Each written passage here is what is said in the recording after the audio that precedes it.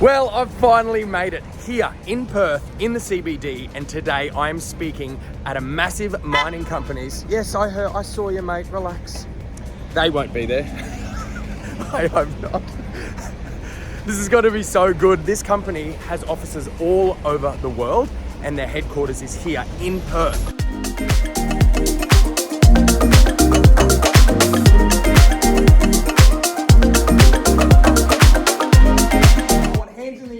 We're going to turn a floor into a SUPERPOWER!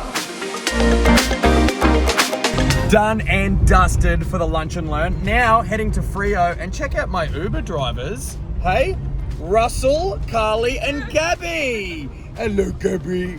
Mate, beautiful drive to Fremantle. What can I expect sightseeing wise, Russell? Good question. Carly? You can expect a lot of hard rubbish because it is Verge Collection here in WA. Oh, well, we might pick up some free things in the fridge.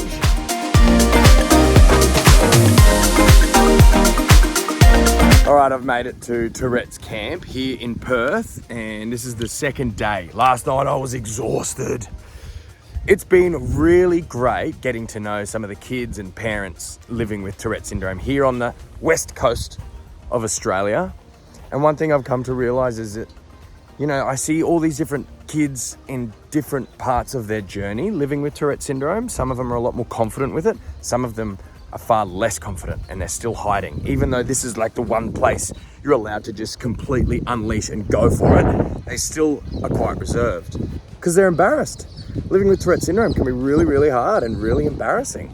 And then hearing stories where, you know, they're being bullied or they have to leave school because the teachers can't handle them, or they're not being able to make friends, or the school is just unable to handle them. It's really heartbreaking. And every time I come to a Tourette's camp, I always get a little bit emotional and I can't help it.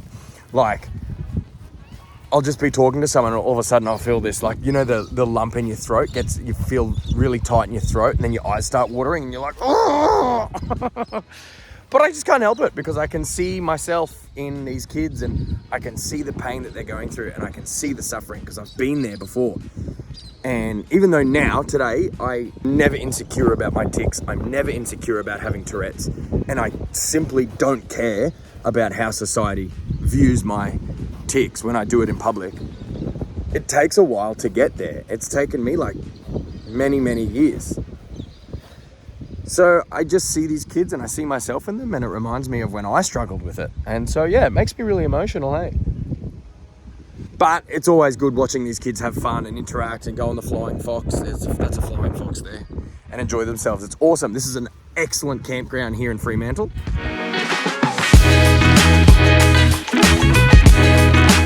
I love giving my talk to kids with Tourette's because throughout the whole talk, they tick, and they've got coprolalia, which is the swearing profanity tick, and impulsions where they bang the table or throw plates. And in the middle of my talk, I just get things thrown at me, hearing loud curse words and even hurling insults at me. And they don't mean it, that's a tick. That's just what comes out. But it's hilarious because I'm standing up there giving this talk and I feel like I'm being heckled. Excited for Christmas? Right, bro, we're ready? What do you want for Christmas? Bubble gum! That's an easy one! When you put a cotton bud in your ear and you get the right spot, you're like, oh. And sometimes when you get that tick, that right moment, it's like that cotton bud. Oh, yeah. So I'm running down the street doing this. Oh. Oh. This was my adversity. This was my flaw, my setback. And I would have tick fits. These stupid things I couldn't control. And they separated me from everyone else at school. I was different. I felt like a square peg in a round hole. And then, as we know, having Tourette syndrome, you're like a sitting duck in the schoolyard for bullies and comments. 3, 2, 1, Tourette's! Well, Perth, thanks for having me. It was fun. Now it's off to Sydney. Tomorrow, I am speaking at the King's School in Sydney. I've got an hour and a half on stage with the students, and I'm going to do my talk, turn a floor into a superpower, and then I'm going to be running a confidence session with the boys of King's School. I'm looking forward to this. This is going to be awesome.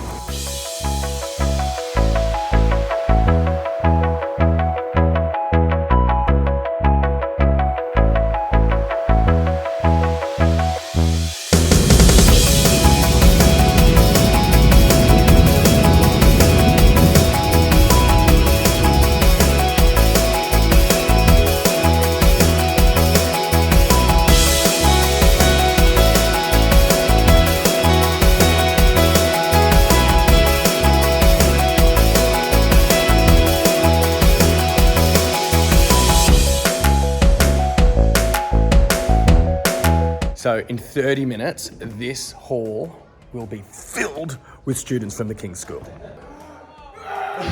They're raring at the gate. Okay, boys. We are going to turn a floor into a... One more. We're going to turn our floors into a... Last one, hands in the air, jumping up and down. We're going to turn our floors into a... Oh, all done at the King's School. They were so good. I love speaking to those boys. These boys were so engaged. I had them for an hour and a half and full of testosterone, getting restless. They were so engaged and I could tell it was really resonating with them. So it was really great. Now it's time to drive to my brother's farm for 2 days. Oh, yeah.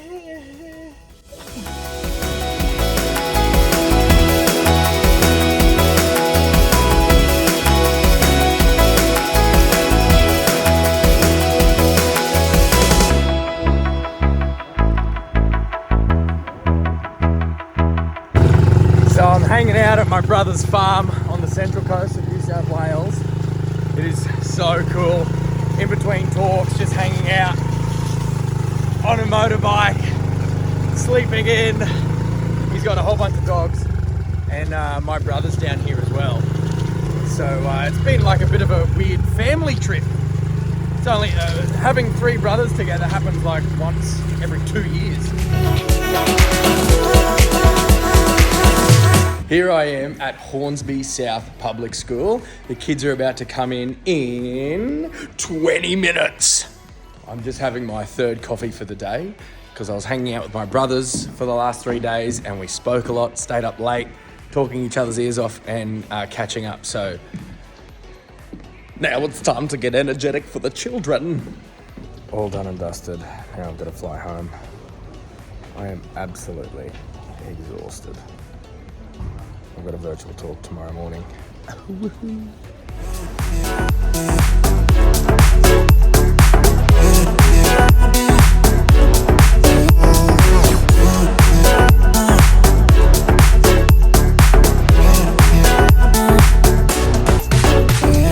So today's talk is going to be virtually. I always prefer in person, but sometimes when it's virtual, it's a lot easier to sit in the moment and stay present. I can't see the audience, I just see a reflection of me. So it's kind of like it's just me in a room talking to myself, which is fine because I'm doing that right now.